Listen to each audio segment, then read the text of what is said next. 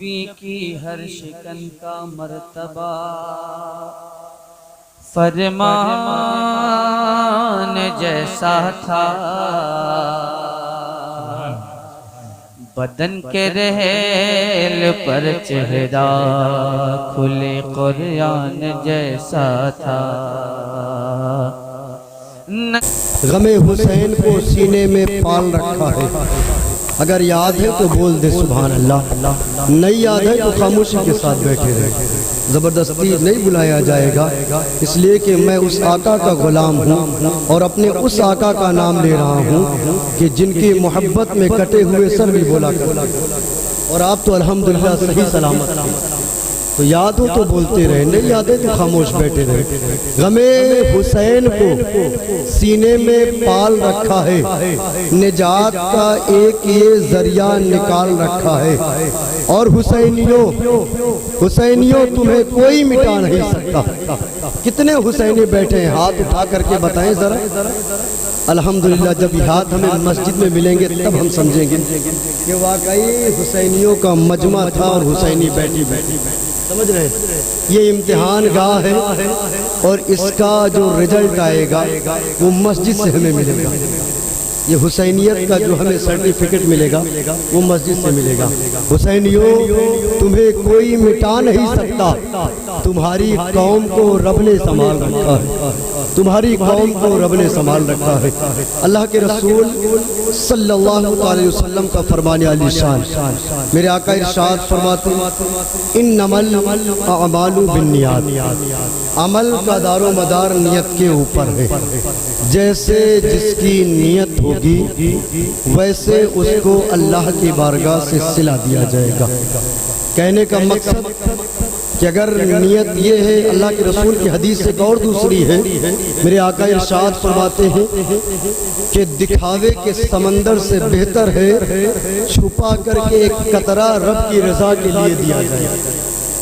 جو دکھاوے کا سمندر بہا دیتا ہے، ایسے انسان سے وہ انسان بہتر ہے جو صرف ایک قطرہ اللہ اور حضور کی محبت کو دل میں بسا کر کے رضائے الہی کے لیے اللہ کی بارگاہ میں خرچ کرے، تو حضور کی حدیث کے مطابق وہ ایک قطرہ دینے والا انسان سمندر دینے والے سے بہتر ہے۔ اسی ایک حدیث پاک میں میرے آقا نے ساری کائنات کا نظام ارشاد فرما دیا، ہر ایک احکام کو میرے آقا نے ارشاد فرما دیا۔ دیکھا جاتا ہے ابھی اس سے پہلے ذی الحجہ کا مہینہ تھا، جانتے کہنے والے لوگ اتنا بھی کہہ دیا کرتے کہ یار ہم نے جو بکرا لایا ہے ہماری طرح پورے گاؤں میں بکرا ہی نہیں۔ ابھی قربانی کا مہینہ کچھ دن پہلے گزرا ہے، لوگ کہتے ہیں ہماری طرح کوئی بکرا لایا ہی نہیں پورے گاؤں میں۔ ارے میرے بھائیوں، تم نے اتنا کہہ کر کے اپنا سب کچھ خراب کر دیا۔ تمہیں تو کہنا یہ چاہیے تھا کہ اللہ نے جس لائق مجھے بنایا ہے، اللہ نے جو مجھے دیا ہے، یہ میرے کمال کی بات نہیں ہے بلکہ رب کے دیے سے میں خرچ کر رہا ہوں۔ اللہ نے جس لائق مجھے بنایا ہے، اللہ نے جتنا مجھے دیا ہے، میں اس لائق تو تھا نہیں کہ مجھے اتنا ملتا، یہ تو رب کا کرم ہے، حبیب کی عطا ہے کہ اللہ نے اس لائق مجھے بنایا اور اس کے دیے سے میں اس کی بارگاہ میں خرچ کر رہا ہوں، تو اس میں کمال کی کیا بات ہے۔ اور لوگ کہتے نظر آتے کہ میرے جانور میں جتنا گوشت نکلا وہ فلاں کا تو اتنا کمزور تھا، فلاں کا تو اتنا کمزور تھا۔ میرے بھائیوں، یہ کمزور چاہے جس کا ہو، وہاں تمہارے مال کو نہیں دیکھا جائے گا، صرف اور صرف تمہاری نیت دیکھی جائے گی۔ اگر نیت ہے کہ اللہ کا محبوب راضی ہو جائے تو اب جانور کیسا نہیں ہے اس کو مت دیکھو آپ، بلکہ تمہارا دل کیسا ہے اللہ تمہارے دل کو دیکھنے والا ہے۔ یہ محرم الحرام کا مہینہ چل رہا ہے، لوگ کھچڑا بناتے ہیں، شربت کا انتظام کرتے ہیں، کتنے کی نیت ایسی ہوتی ہے۔ بعض حضرات ایسے ہوتے ہیں جن کی نیت ہوتی ہے کہ اللہ تو نے جو دیا ہے میں تیرے دیے سے اپنے امام کی بارگاہ میں خرچ کر رہا ہوں، یقیناً وہ قابل قبول ان کا عمل ہوتا ہے۔ مگر کچھ ایسے بھی حضرات ہوتے ہیں جو ایک نہیں 10-20 ڈیگ سڑک کے کنارے چڑھا دیں گے، اور جتنے لوگ آئیں جائیں دیکھیں تو صاحب کا ڈیگ چڑھا ہوا ہے، سماج میں ان کی کوئی اہمیت تو بڑھے، لوگ ان کو فلاں کہہ کر کے پکارے کہ ارے یار یہ فلاں صاحب ہیں جن کی طرف سے اتنے ڈیک کا انتظام ہوا کرتا ہے۔ قسم خدا کی اگر نیت یہ ہوگی کہ دنیا جان لے تو قیامت پہ تمہیں جاننے والا کوئی نہیں، صرف قیامت کے روز تمہیں دنیا ہی جانے گی، تمہیں قیامت میں پھر نہ اللہ جاننے والا ہوگا نہ اللہ کے حبیب جاننے والے ہوں گے۔ اور اگر نیت یہ ہوگی کہ اللہ تو نے دیا، تیرے محبوبوں کے نام پر خرچ کر رہا ہوں، کوئی دیکھے نہ دیکھے میرے مولا تو راضی ہو جا، مدینے والے مصطفیٰ راضی ہو جائیں، تو سمجھ لے دنیا بھی کامیاب اور آخرت بھی کامیاب۔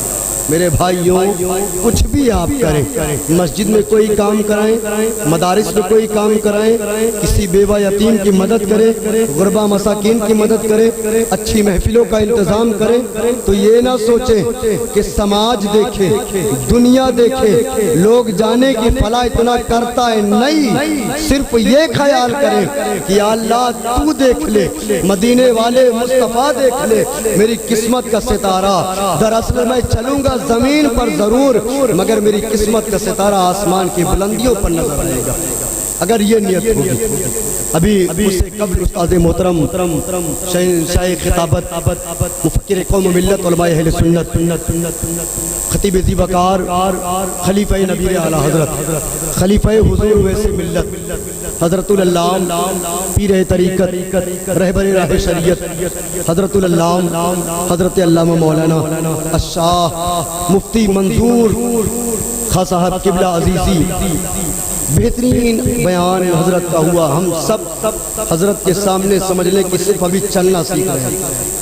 ان کے بیان کو سن کر کے جیسے کوئی باپ اپنے بیٹے کو جب چلنا سکھاتا ہے تو کبھی وہ کھڑا ہوتا ہے گرتا ہے، کبھی وہ پیر کے بل گھسٹ کر کے چلتا ہے، چلتے چلتے کچھ دنوں کے بعد اسے صحیح چلنا آتا ہے۔ یقین جانے ابھی ہم سب اسی طریقے سے چلنا سیکھ رہے ہیں۔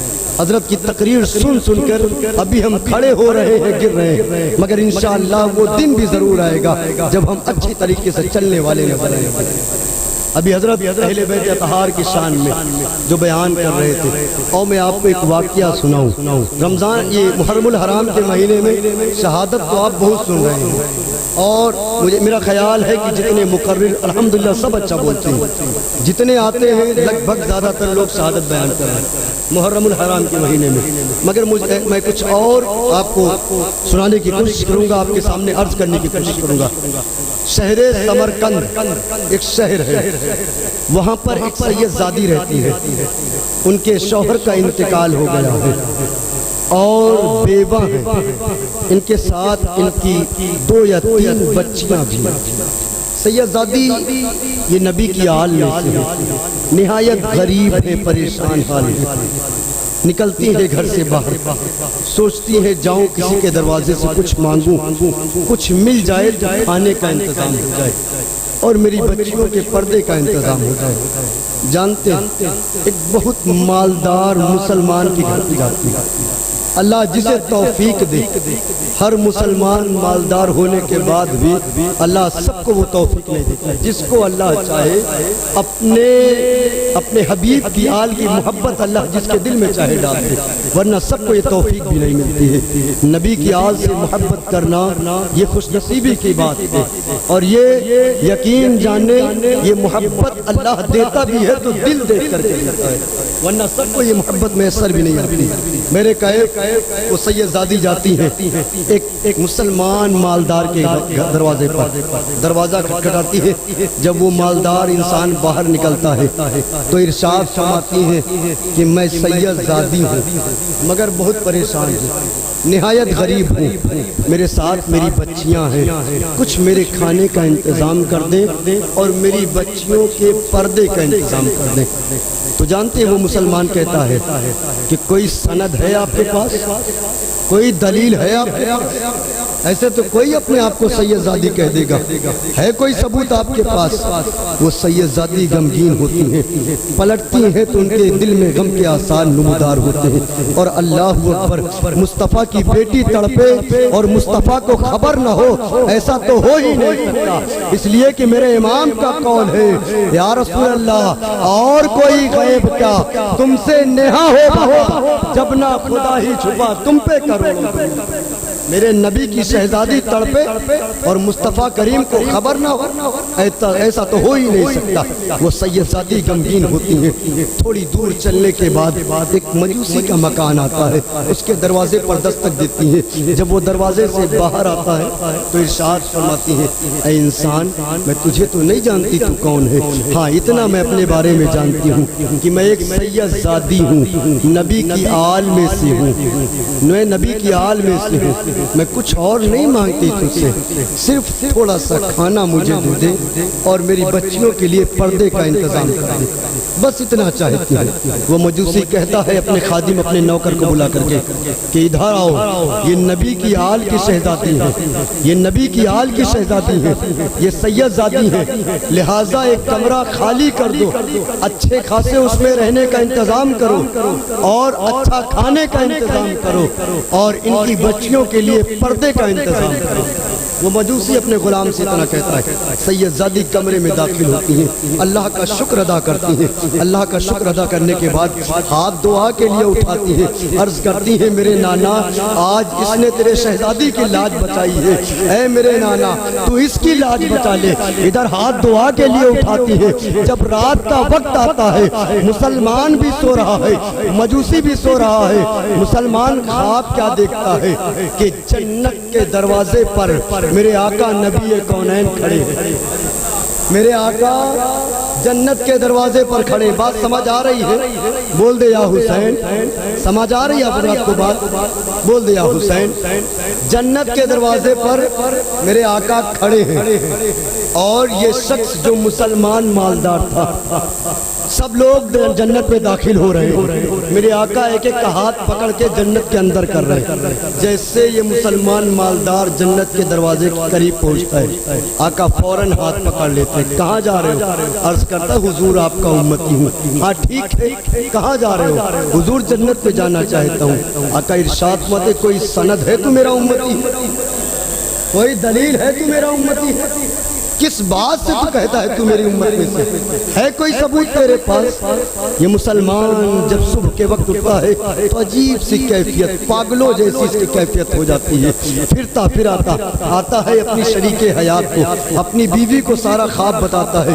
اس کی بیوی جو ہے وہ دیندار تھی، کہتی ہے تم سے بہت بڑی غلطی ہو گئی، جاؤ سید زادی کو تلاش کرو اور جا کر کے ان کے قدموں میں گر جاؤ، ان سے معافی طلب کرو۔ جب تک اب وہ نبی کی آل کی شہزادی تمہیں معاف نہیں کر دیتی، نہ تمہیں زمین پر کہیں راحت ملے گی اور نہ تمہیں کہیں آسمانوں میں راحت ملے گی۔ غرض کی تم مر بھی جاؤ گے، تمہیں قبر کے اندر بھی راحت نہیں نصیب ہوگی، اس لیے کہ تم نے نبی کی آل سے غداری کی ہے، نبی کی آل کا دل دکھایا ہے تم نے۔ اب وہ مالدار انسان جو مسلمان نام کا تھا، تلاش کرتے کرتے مجوسی کے مکان پر پہنچ جاتا ہے اور پوچھتا ہے کہ آپ کے یہاں سید زادی آئی ہیں؟ وہ مجوسی کہتا ہے ہاں میرے یہاں نبی کی آل کی شہزادی آئی ہیں۔ اب یہ مسلمان جانتے کیا کہتا ہے؟ کہتا ہے کہ میں مسلمان ہوں اور تم مجوسی ہو، لہٰذا اس سید زادی کے اوپر میرا زیادہ حق ہے، ان کو مجھے واپس کر دو، میں ان کی خدمت کرنا چاہتا ہوں۔ مجوسی کہتا ہے قسم ہے رب کعبہ کی، کل تک میں مجوسی تھا، اب میں مجوسی نہ رہا، اس لیے کہ اے نوجوان، جس خواب میں تجھے میرے آقا نے بھگایا ہے، اسی خواب میں مصطفیٰ کریم نے مجھے اپنے سینے سے، جس خواب میں میرے آقا نے مجھے بھگایا، اسی خواب میں میرے آقا نے مجھے اپنے سینے سے لگایا ہے۔ تو نے خواب دیکھا کہ حضور تیرا ہاتھ پکڑ کے بھگا رہے ہیں اور میں بھی تیرے پیچھے ہی تو تھا، تجھے جیسے ہی میرے آقا نے بھگایا، تیرے بعد میرے آقا نے مجھے اپنے سینے سے لگایا۔ اور یہ کس لیے ملا؟ یہ تحفہ کس لیے ملا؟ یہ انعام کس لیے ملا؟ اتنا بڑا انعام کس لیے مل رہا ہے؟ صرف اہل بیت نبوت سے محبت کا صلہ۔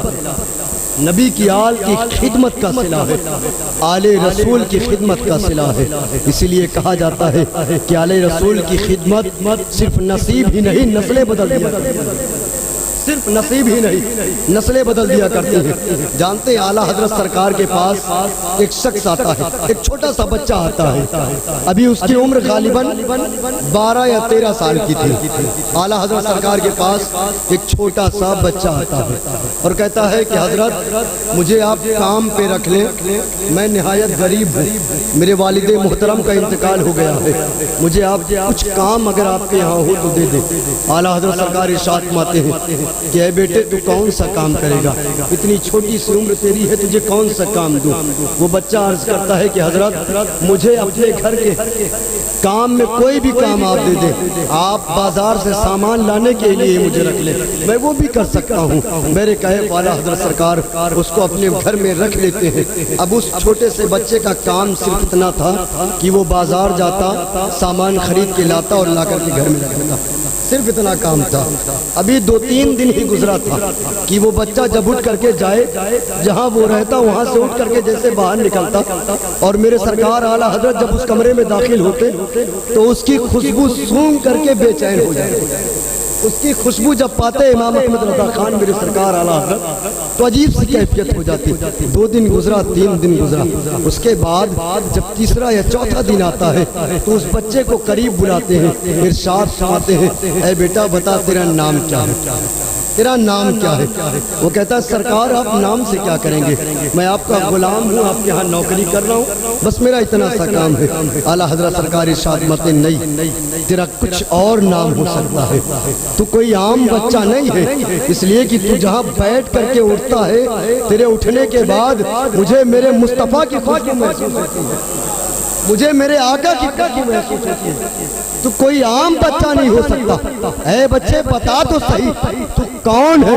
وہ چھوٹا سا بچہ ہاتھ باندھ کر کے کھڑا ہو جاتا ہے، عرض کرتا ہے سرکار میں ایک سید گھرانے سے ہوں، آل رسول ہوں، نبی کی آل کا شہزادہ ہوں، مگر سرکار نہایت غریب ہوں، غربت کی وجہ سے میں نوکری کر رہا ہوں، غلامی کر رہا ہوں۔ اعلیٰ حضرت سرکار ارشاد فرماتے ہیں بیٹے اب سے تجھے نوکری کرنے کی ضرورت نہیں ہے، اب سے تجھے نوکری کرنے کی ضرورت نہیں۔ اب وہ بچہ پریشان ہو جاتا ہے، سوچتا کیا ہے کہ سچ بتانے سے میری روزی روٹی بھی چلی گئی، چند پیسے کما رہا تھا وہ بھی چلا گیا، اب میں کروں گا کیا، اپنی ماں کا خیال کیسے رکھوں گا، اپنے گھر والوں کا خیال کیسے رکھوں گا۔ امام عشق و محبت نے اس کو نوکری سے نہیں نکالا، بلکہ اعلیٰ حضرت سرکار ارشاد فرماتے ہیں اے بیٹے تو کوئی نوکر نہیں ہے، تو کوئی غلام نہیں ہے، نوکر تو میں تیرا، اپنے وقت کا مجدد اعظم امام احمد رضا خان جیسی ذات اس چھوٹے سے نبی کے آل کے شہزادے سے، نبی کے آل کے شہزادے سے ارشاد فرمارے اے بیٹے تو نوکر اور غلام نہیں، دراصل غلام تو میں تیرے در کا ہوں، غلام تو میں تیرے گھر کا ہوں۔ اے بچے آج سے تجھے غلامی کرنے کی ضرورت نہیں ہے، نوکری کرنے کی ضرورت نہیں ہے، بلکہ چل جس جگہ پر امام احمد رضا خان بیٹھا کرتے تھے آج سے اس مسند پر تجھے بیٹھنا ہے۔ وہ عرض کرتا ہے سرکار میں کیا کروں گا اس مسند پر بیٹھ کر کے؟ اعلیٰ حضرت سرکار ارشاد فرماتے ہیں تجھے کچھ کرنے کی ضرورت نہیں ہے، بلکہ امام محمد رضا خان جب فجر کی نماز پڑھ کر کے اپنے خانقاہ میں آئے، اپنے کمرے میں آئے تو ان کے مسند پر بیٹھ جانا، اور امام احمد رضا جب آنکھ کھولے تو نبی کی آل کی زیارت کرنا چاہتے ہیں، اور جب آنکھ بند کرے تو نبی کی آل کے شہزادے۔ یہ امام احمد رضا خان کا عشق ہے جو خوشبو سے پہچان لے رہے ہیں کہ نبی کی محبت کیا ہوتی ہے، نبی کا مقام کیا ہے، اور نبی کی آل کی شہزادوں کا مقام کیا ہے۔ میرے بھائیوں کامیاب ہونا چاہتے ہو، کامرانی چاہتے ہو تو سب سے پہلے نبی کی آل کی محبت اپنے دل میں بسا لو، اور یہ محبت جب یقیناً صدق کے دل کے ساتھ دل میں بس جائے گی تو نہ آپ مسجدوں سے دور ہوتے ہوئے نظر آئیں گے، نہ آپ اپنے علماء سے دور ہوتے ہوئے نظر آئیں گے، نہ آپ اپنے ماں باپ کی خدمت سے دور نظر آئیں گے۔ غرض کی آل رسول کی محبت واحد وہ محبت ہے جس کو دل میں بسا لیا جائے تو اللہ کا कुर्ब भी नसीब होगा और रसूल अल्लाह का कुर्ब भी नसीब होगा। ये आले रसूल की मोहब्बत जानते हैं। बस आखिरी बात अर्ज कर दूं, वक्त तो ज़्यादा नहीं हो रहा, वक्त ज़्यादा तो नहीं हो रहा मेरे भाई, बस आखिरी बात अर्ज कर दूं मैं। इमाम हुसैन एक रास्ते से गुजरते हैं, ये हसनैन करीमैन का महीना है, और जिनके बारे में मेरे आका इरशाद फरमाते हैं कि मुझसे मेरा हुसैन है, मैं हूँ हुसैन से। मेरे आका इरशाद मुझसे मेरा हुसैन है, मैं हूँ हुसैन से। कितना अजीम रिश्ता नबी ने, कितना अजीम रिश्ता, कितना अजीम रिश्ता नबी ने बता दिया। हजरत मोहतरम इमाम हुसैन एक रास्ते से गुजरते हैं, आपके गुजरने के बाद उसी रास्ते पर एक छोटा सा बच्चा खेल रहा है। जब देखता है कि हुसैन आज़म उस रास्ते से गुजर रहे हैं, तो जैसे जैसे मेरे मौला हुसैन का कदम आगे बढ़ता है, वो छोटा सा बच्चा मौला के कदमों के नीचे से मिट्टी उठाता है और अपने चेहरे पर, अपने जिस्म पर मलने लगता है। वो छोटा बच्चा क्या कर रहा, मौला हुसैन आगे बढ़ते हैं, इनके कदम की मिट्टी उठाता और उठा करके अपने चेहरे पर, अपने जिस्म पर मलने लगता है। और ये सारा मामला मेरे आका देख रहे हैं, नबी कौन है, ये सारा मामला देख रहे हैं। कुछ दिनों के बाद जब मेरे आका उसी रास्ते से गुजरते हैं, तो वो छोटा बच्चा खेल रहा था, आका उसके करीब जाते हैं और हुजूर उस बच्चे को अपने गोद में उठाते हैं। हुजूर का गोद में उठाना था कि सहाबा अर्ज करते हैं, या रसूल अल्लाह, ये किस खुशनसीब का बच्चा है जिसको आज मुख्तारे कायनात अपनी गोद में उठाए, जिसको आज नबियों के सरदार अपनी गोद में उठाए हैं। मेरे आका उठा करके अपने कंधे पर मोहब्बतन उस बच्चे को बिठा लेते हैं। अब सहाबा और मचल जाते हैं, या रसूल अल्लाह, ये वही कंधा है जिस पर अबू बकर अगर बैठे तो गारे हिरा तक पहुंच जाए। या रसूल अल्लाह, ये वही कंधा है जिस पर अली काबे के अंदर बैठे तो जन्नत तक उनका हाथ पहुंच जाए। मेरे आका, इस कंधे की बरकत इतनी है, जिस कंधे की कमली को अगर अम्मा आयशा ओढ़ ले तो 7 तबक जमीन के नीचे और 7 आसमान नजर। मेरे आका, इस कंधे पर आज किस खुशनसीब का बेटा बैठा हुआ है।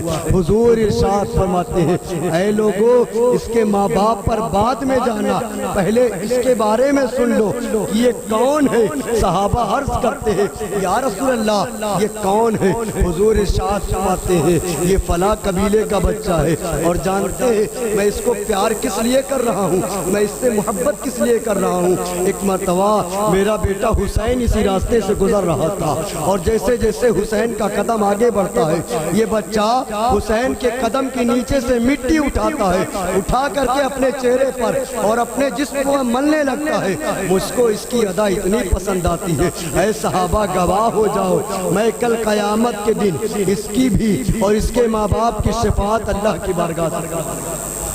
आले रसूल की मोहब्बत, उनकी मोहब्बत में आकर के बैठना, उनकी मोहब्बत में जलसे सजाना, उनकी मोहब्बत में जिक्र अस्कार करना, ये ज़ाया नहीं होने वाला है। बल्कि जिस तरीके से उस बच्चे को हुजूर की शफाअत नसीब हो रही है, मेरा ईमान है, मेरे आका मुख्तारे कायनात है, आका के पास किसी चीज़ की कमी नहीं है, जिनके शान में हुजूर ताजुश शरिया यूं अर्ज करे, नबी मुख्तारे कुल है, जिसको जो चाहे अदा कर दे, ज़मीं को आसमां कर दे, सुरैया को सरा कर दे। मेरे आका की ज़ात मुख्तारे कायनात की ज़ात है। आज अगर हम अपने आका के नाम पर यहाँ आकर के बैठे हैं, महफिल सजाए हैं, जिक्र अस्कार कर रहे हैं, तो यकीन जाने ये महफिल भी हमारी कबूल होगी इंशाअल्लाह। और इस महफिल के बदले में कल क़यामत के रोज़ अल्लाह रब्बुल इज़्ज़त के सदके तुफ़ैल, हुजूर के करम के बदौलत, अल्लाह रब्बुल इज़्ज़त के करम के बदौलत हमें हुजूर की शफाअत भी नसीब होगी। इसी महफिल के सदके तुफ़ैल अल्लाह के रसूल सल्लल्लाहु अलैहि वसल्लम का फरमाने अली शान, इन्नमल अमालु बिन्नियात, अमल का दारो मदार नियत के ऊपर है। जो जैसी नियत करके रब की बारगाह में, हुजूर की बारगाह में, हुजूर की आल की बारगाह में जो भी नजराना पेश करेगा, हर इंसान के नजराने को नहीं देखा जाता, बल्कि उसकी नियत को, उसके दिल को देखा जाता है। नियत अच्छी रही तो यही नजराना हमारे लिए निजात का जरिया बन जाएगा, और अगर नियत صرف دکھاوا ہے تو یقین جانے کل قیامت کے روز اللہ ہمارے منہ پر مار دے گا۔ مولا تعالیٰ کی بارگاہ میں دعا الہی ہم سب کو حق بولنے، حق سننے، بالخصوص مسلک اعلیٰ حضرت پر اپنی زندگی گزارنے کی توفیق عطا فرما۔ نبی کی آل سے سچی محبت ہمیں کرنے کی توفیق عطا فرما۔ میرے بھائیوں، میں بارہا عرض کرتا رہتا ہوں کہ جب بھی رب کی بارگاہ میں دعا کے لیے ہاتھ اٹھائیں تو کچھ مانگے یا نہ مانگے اپنے رب سے دو چیز ضرور مانگا کریں، یا اللہ اعلیٰ حضرت کی محبت ہمارے دلوں میں پیدا فرما اور آل رسول کی غلامی ہمارے مقدر بنا۔ صرف یہی دو دعا مانگے اور اسی دو دعا کے طفیل ہم دنیا میں بھی کامیاب ہوں گے اور آخرت میں بھی انشاءاللہ کامیاب ہو جائیں گے۔ مولا تعالی ہم سب کو اہدنا الصراط المستقیم پر چلنے کی توفیق عطا فرمائے۔ جس مقصد کے تحت محترم جناب محمد شکیل صاحب نے ذکر حسین کا انعقاد کیا، جلسہ حسین کا انعقاد کیا، میرے مولا ان کے نیک اور جائز مرادوں کو پورا عطا فرمائے۔ وآخر دعوانا ان الحمدللہ رب العالمین۔